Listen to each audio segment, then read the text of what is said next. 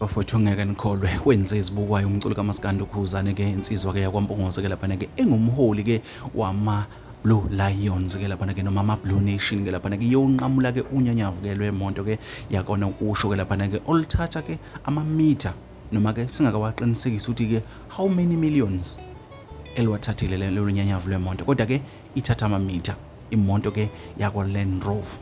Bafowethu lemonto inzima kakhulu. Akekho umculi kaMaskandi engikholwa ukuthi useke waba nayo. UKhuzane ke uvele wahamba wayekwenza lokho emva kwesithembiso abekade senzile izolo ke naso asegcina asesifezile sokuthi ke uzoyiveza ke izitifiketi zakhe ke zakwarisa ke lapha ke zokuthi ke wawashaya ke amagolide wayishaya futhi ke iplatinum ne-double platinum. Bafowethu asazi moko nje kodwa ke abantu abaningi sebambongele ke ubuthaphu ke inkundleni zokuxhumana ke impumelelo yakhe ke yakona kusho njengoba sike sambona ke ukuthi uthengele ke uThibela imonto kuwona lo nyaka awukakapheli ngisho inyanga embili seyithenge yakhe futhi lezi imonto zonke kuthiwa uyithenga cash.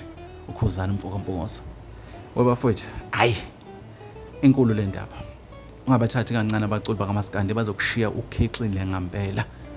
Siyazi ke bafowethu ukuthi ke bakhona nabanye abaculi basafika endimeni kaMaskandi ngikholwa ukuthi lento iyabaqoqozela ke iyabapha futhi ithemba lokuthi ke uma usendimeni kaMaskandi akukho okungenzeki uma nje ubanikeza abalandeli ke noma ke ubanika abantu ukudla kwendlebe okubathokozisayo. Nansi imisebenzi yabonakala sikhuluma ngoKhuzane Mfokampungosa bakhe imizi yakubo ezithabathaba banemizi emadolobheni namhlanje kwalokhu uphinde walanda into yamehlo isilwane sakwamhlolo ihashi lakhe ayoqhubeka ngalo noma ayohamba ngalo kuzo zonke izindawo azohamba kuzo. Bafowethu inhle kakhulu lento siyisiqiniseko eSemedia siyambongisa kakhulu Mfokampungosa kulokho akwenzile. Bafowethu ngithe ngizokuthatha ngikubeka njengoba kunjalo angifuni ukulenza iphutha ngifuna uhlale khona la ekhaya kodwa futhi uma kukhona kunye ngikutholela khona ngizobuya nakho njengoba ke kunjalo